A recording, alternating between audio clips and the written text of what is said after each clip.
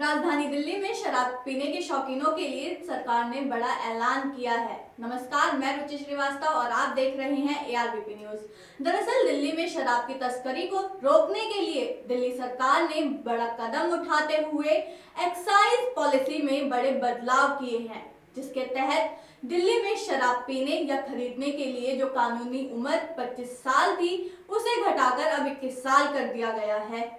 कि देश में अलग अलग राज्यों में लिकर कंजम्पशन की परमिसिबल एज अलग अलग है।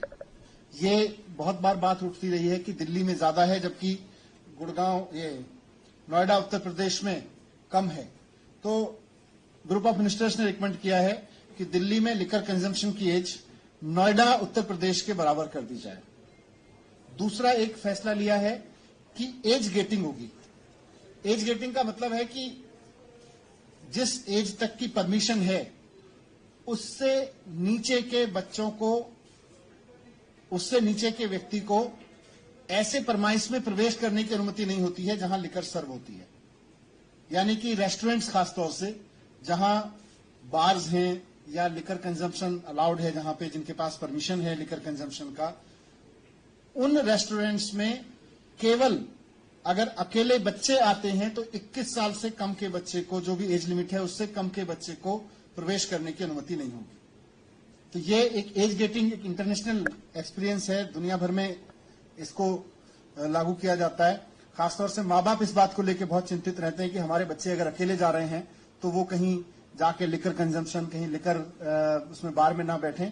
तो किसी भी बार में या ऐसे रेस्टोरेंट जहां लिकर सर्व होती है, वहां पर अगर बच्चे अकेले जा रहे हैं तो उनसे एज बार से नीचे के बच्चों को नहीं वहां पे अलाउ किया जाएगा, एंट्रेंस नहीं दी जाएगी उसके लिए 21 साल। इसके साथ साथ दिल्ली सरकार ने एक और बड़ा फैसला लिया है। इस फैसले में अब दिल्ली सरकार राजधानी में शराब के ठेके नहीं चलाएगी। साथ ही अब दिल्ली सरकार की तरफ से किसी नई शराब की दुकान को भी मान्यता नहीं दी जाएगी। दिल्ली के उप मुख्यमंत्री मनीष सिसोदिया ने सोमवार को इन बदलावों के बारे में बताया है। जो मोटे तौर पे दुकानें बताते हैं कि दिल्ली में 850 तो शराब की दुकानें हैं, लेकिन जो ऑथराइज्ड हैं, करीब 2000 इलीगल शराब माफिया दुकानें चलाता है। 2000 दुकानें जो घरों में चलती हैं, जो दुकानों से सप्लाई होती है, जो कुछ पर्टिकुलर गोडाउन्स हैं। तो इन सबको रोकने के लिए अब एक पॉलिसी बनाई जा रही है। ग्रुप ऑफ मिनिस्टर्स ने इस सब को, पूरे शराब माफिया को शिकंजा कसने के लिए जो सुझाव दिए हैं वो इस तरह से हैं। अभी उसको मैं जिक्र करूंगा कि पहले तो ये तय किया है ग्रुप ऑफ मिनिस्टर्स ने, और जो मुख्यमंत्री जी ने, आज सरकार ने स्वीकार किया मुख्यमंत्री जी के नेतृत्व में, कि दिल्ली में शराब की नई दुकान नहीं खोली जाएगी। इक्विटेबल डिस्ट्रीब्यूशन करेंगे, लेकिन शराब की नई दुकान खोल के नहीं करेंगे। तो जितनी दुकानें हैं उतनी ही दुकानें रहेंगी, दिल्ली में कोई नई शराब की दुकान नहीं खुलेगी। और ये बताते हुए मैं ये भी बता दूं कि आज जितनी दुकानें हैं, 2016 में जितनी दुकानें थीं, उसके बाद से दिल्ली में नई शराब की दुकान नहीं खोली गई है। 2016 से कोई नई दुकान नहीं खुली है, आगे भी नहीं खोली जाएगी नई दुकान।